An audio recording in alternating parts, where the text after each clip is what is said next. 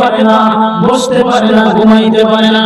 আমেনা বলে এই দুনিয়ার মানুষেরা আমার বাচ্চা যখন গর্ভে আসে আমি কোনোদিন অসুবিধা অথবা কষ্ট স্পর্শ করে নাই।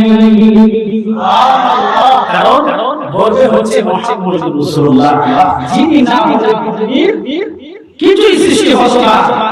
সেই যুগে মুজাসসাম নবী আমেনার গর্ভে কষ্ট কষ্ট করেন না।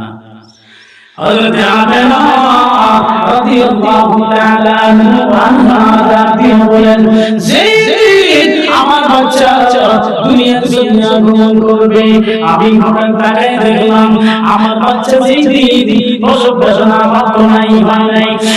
আমি সুবহ সদিকের সময়